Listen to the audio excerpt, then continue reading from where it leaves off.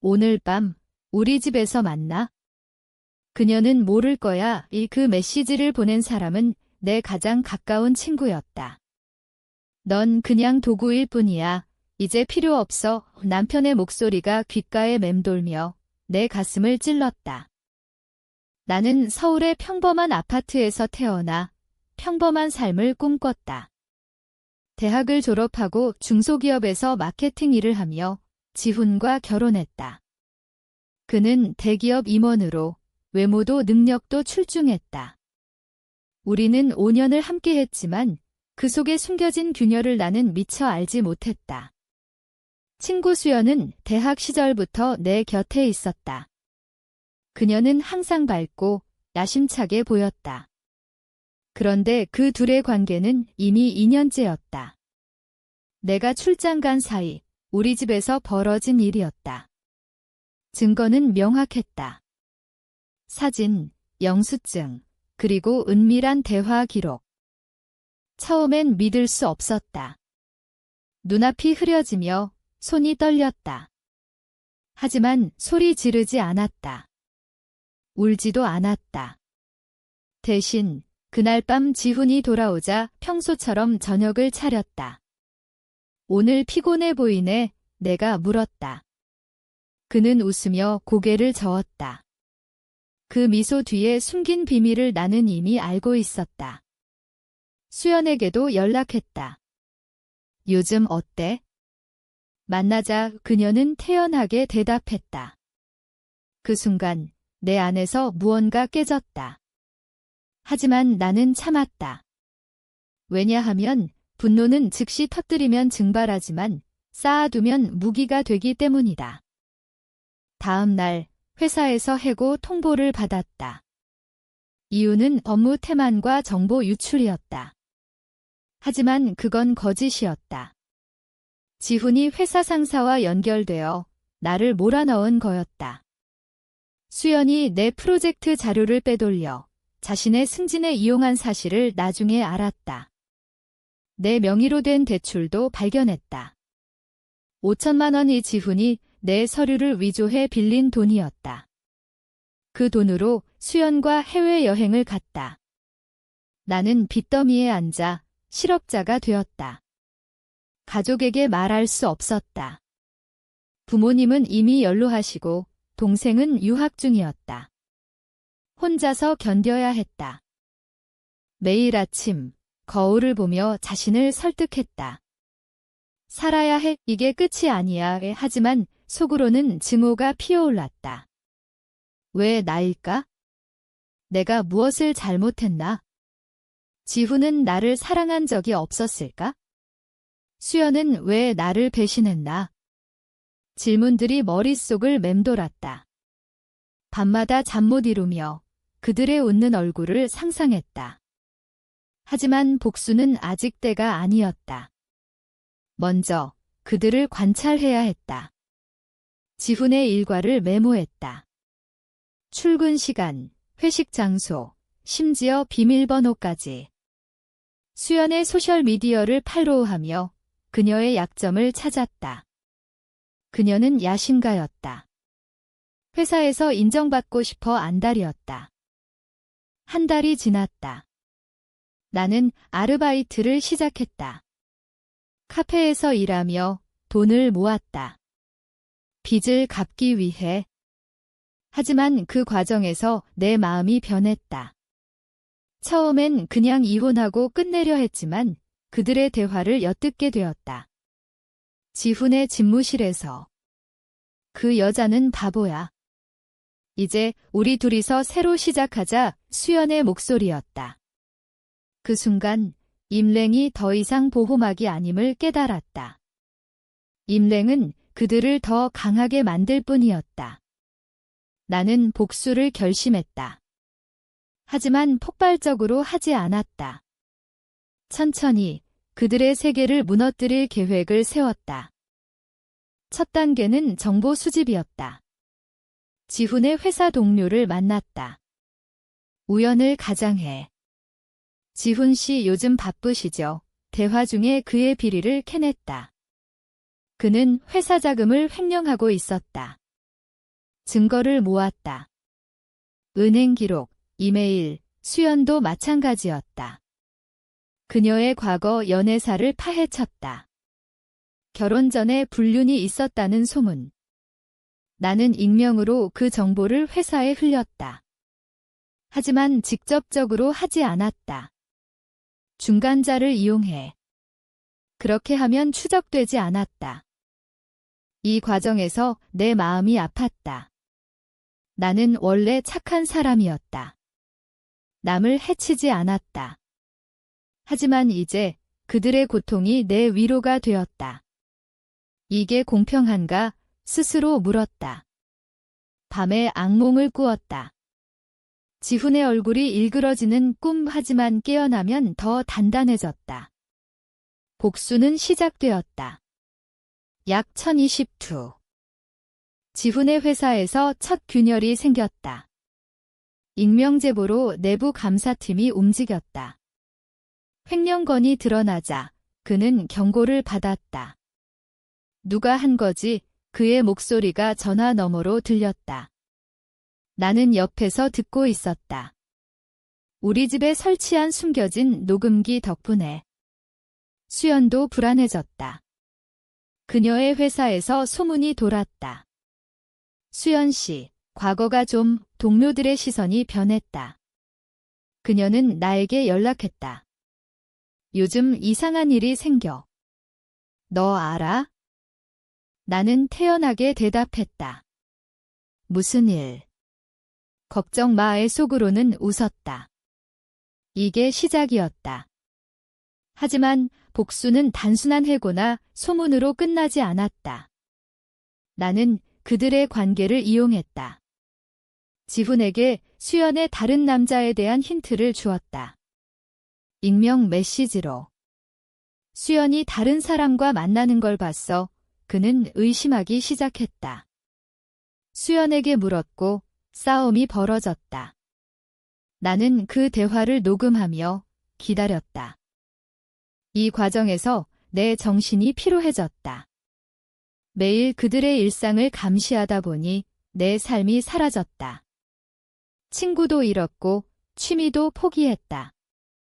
이게 가치가 있나? 의문이 들었다. 하지만 상기했다. 그들이 내 인생을 훔쳤다는 사실을. 빚 때문에 은행에서 쫓기고 실업자로 전락한 나를. 부모님께도 말 못하고 혼자 울던 밤을. 그 기억이 나를 앞으로 밀었다. 두 번째 단계는 법을 이용하는 거였다. 지훈의 대출 위조를 증명했다. 변호사를 고용해 은행에 소송을 제기했다. 하지만 직접 나서지 않았다. 지훈의 이름으로 제보한 척했다. 은행이 조사하자 그는 압박을 받았다. 이게 어떻게? 그는 혼란스러워했다. 수연에게 털어놓았고 그녀는 도망치려 했다. 하지만 나는 그녀의 약점을 더 파헤쳤다. 그녀가 회사에서 성희롱 피해자를 무시한 사실. 그 피해자를 찾아 증언을 모았다. 이제 그들의 관계에 금이 갔다. 지훈은 수연을 의심했고 수연은 지훈을 원망했다. 너 때문에 내 삶이 망가졌어. 수연의 외침이 녹음되었다. 나는 그걸 이용해 지훈에게 보냈다. 익명으로. 그는 더 화가 났다. 하지만 나는 아직 만족하지 않았다. 복수는 그들의 고통을 내 것으로 만드는 거였다. 매일 그들의 고통을 상상하며 내 상처를 메웠다. 하지만 이 과정에서 내 인성이 사라지는 걸 느꼈다. 거울을 볼 때 눈빛이 차가워졌다. 나는 괴물이 되고 있어. 그 생각이 들었다. 도두했다. 한 번은 계획을 포기하려 했다. 하지만 수연의 메시지를 봤다. 그 여자는 끝났어. 이제 우리 차례야. 그게 나를 다시 일으켰다. 임랭은 더 이상 옵션이 아니었다. 나는 계속했다. 세 번째로 사회적 압력을 더했다. 지훈의 가족에게 힌트를 주었다. 그의 어머니는 보수적이었다. 아들이 불륜 중이래요. 익명 편지로. 가족 모임에서 싸움이 벌어졌다. 지훈은 스트레스로 건강이 나빠졌다. 수연도 마찬가지. 그녀의 친구권이 좁아졌다. 소문 때문에. 나는 멀리서 지켜봤다. 카페에서 일하며 그들의 얼굴을 봤다. 창백해진 모습. 이제 내 마음에 공허가 생겼다. 복수가 가까워질수록 기쁨이 아니라 피로가 쌓였다. 이게 끝나면 뭐가 남지? 스스로 물었다. 하지만 멈출 수 없었다. 이미 너무 깊이 들어왔다. 그들의 고통이 내 연료였다. 지훈의 회사가 본격적으로 무너지기 시작했다. 감사 결과 그는 해고되었다. 누가 날 엮었어. 그는 소리쳤다. 수연도 회사에서 징계를 받았다. 성희롱 관련으로. 그녀는 울면서 나에게 왔다. 도와줘. 이게 왜 나한테? 나는 위로했다. 힘들겠네 하지만 속으로는 만족했다. 이제 그들은 서로를 탓했다. 관계가 파탄났다. 하지만 복수는 여기서 끝나지 않았다. 나는 그들의 재정을 노렸다. 지훈의 횡령 증거를 검찰에 제보했다. 익명으로. 수사 시작되자 그는 패닉에 빠졌다. 변호사를 고용했지만 증거가 너무 많았다. 수연도 연루되었다. 그녀가 돈을 받은 기록 때문에. 이제 그들은 법정에서 싸워야 했다. 이 과정에서 내 내적 갈등이 절정에 달했다. 이게 옳은가? 밤마다 물었다. 지훈의 얼굴을 떠올리면 과거의 사랑이 스쳤다. 결혼식 날, 그의 미소. 하지만 배신의 기억이 그걸 지웠다. 수연도. 대학 때 그녀와 나눴던 꿈 이제 모두 재었다. 나는 텐렌해졌다. 그들의 고통을 즐겼다. 네 번째 단계는 감정 조작이었다. 지훈에게 접근했다. 이혼 서류를 보내며 화해하자 하지만 그건 함정이었다. 만남에서 그의 약점을 더 캐냈다. 알코올 중독. 나는 그걸 이용해 그의 친구들에게 흘렸다. 지훈이 요즘 이상해 소문이 퍼졌다. 그는 고립되었다. 수연에게도 마찬가지. 그녀의 약한 마음을 파고들었다. 너도 피해자야 위로하며 지훈을 탓하게 만들었다. 그녀는 지훈을 고소했다. 불륜으로 인한 정신적 피해. 이제 그들은 적이 되었다. 나는 뒤에서 조종했다. 마치 인형처럼. 하지만 이게 나에게 미친 영향은 컸다. 꿈에서 그들의 비명을 들었다. 깨어나면 죄책감이 밀려왔다. 나는 누구야? 거울 속 내가 낯설었다. 도두가 커졌다. 한 번은 모든 증거를 지우려 했다. 하지만 은행에서 온 통보. 빚이 청산되었다. 지훈이 갚은 거였다. 공포 때문에. 그게 나를 다시 밀었다. 이제 복수가 절정으로 치달았다. 지훈의 재판이 시작되었다. 나는 증인으로 나서지 않았다. 하지만 모든 게 내 계획대로 흘렀다. 수연도 재판에 휘말렸다. 그녀의 과거가 드러났다. 이제 그들의 삶은 파괴되었다. 재판에서 지훈은 유죄를 선고받았다. 징역 2년 집행유예. 회사에서 영원히 쫓겨났다. 수연은 해고되고 명예가 실추되었다. 그녀는 서울을 떠났다. 시골로. 하지만 나는 아직 끝내지 않았다. 마지막 단계는 그들의 영혼을 무너뜨리는 거였다.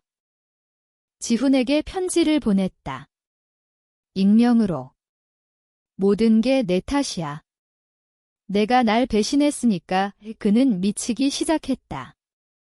병원에 입원했다. 정신과. 수연에게도. 너의 야심이 모든 걸 망쳤어. 그녀는 자살 시도를 했다. 들었다. 하지만 살아났다. 이 소식을 듣고 내 마음이 무너졌다. 이게 너무 갔나? 후회가 밀려왔다. 복수가 나를 파괴했다. 이제 나는 빈 껍데기였다. 친구 없고 가족과 멀어지고 일상조차 무의미했다. 왜 이렇게 됐지? 스스로 물었다. 하지만 후회해도 늦었다. 이미 돌이킬 수 없었다. 그래도 나는 멈추지 않았다. 마지막으로 그들의 관계를 완전히 끊었다. 지훈에게 수연의 자살 시도 소식을 알렸다. 내 때문에 그는 무너졌다. 이혼 후 그는 혼자가 되었다. 수연도. 이제 그들은 서로를 증오했다. 내 삶은 빚은 갚았고 새 직장을 찾았다. 하지만 행복하지 않았다. 밤마다 그들의 얼굴이 떠올랐다. 내 손에 피가 묻은 기분. 이게 승리인가? 의문이 들었다. 복수는 나를 구하지 않았다. 오히려 더 깊은 구멍에 빠뜨렸다. 하지만 후회하지 않았다. 적어도 아는 건 잘한 일이었다. 지훈의 입원 후 나는 그를 방문했다. 병원에서. 오랜만이네 내가 말했다. 그는 창백한 얼굴로 나를 봤다. 너 놀랐다. 나는 웃었다. 모든 걸 알았어. 처음부터 그의 눈에 공포가 스쳤다. 왜 나한테? 물었다. 내가 먼저 시작했으니까 대답했다. 그 대화에서 그의 약함을 봤다. 그는 후회했다. 미안해 하지만 늦었다. 나는 떠났다. 그게 마지막이었다. 수연도 만났다. 카페에서. 그녀는 야윈 모습이었다. 너였어? 물었다. 나는 고개를 끄덕였다. 왜? 그녀의 목소리가 떨렸다. 너희가 내 인생을 훔쳤으니까. 그녀는 울었다. 우리 친구였잖아. 친구. 배신자가. 나는 차갑게 말했다. 이 만남 후 내 마음에 균열이 생겼다. 그들의 고통이 실감났다. 나는 괴물이야. 그 생각이 들었다. 하지만 멈출 수 없었다. 이미 끝이었다. 이제 내 삶을 재건했다. 새 아파트, 새 직장. 하지만 과거가 따라왔다. 꿈에서 그들의 비명이 깨어나면 쇠트에 젖었다. 이게 대가인가? 물었다. 복수는 끝났다. 하지만 나의 변형은 계속되었다. 모든 게 끝난 후 서울의 거리를 걸었다. 바람이 차가웠다. 지훈은 병원에서 퇴원했지만 삶이 망가졌다. 수연은 고향으로 돌아갔다. 소문에. 나는 새롭게 시작했다. 하지만 가슴에 구멍이 났다. 이게 옳았나? 정말로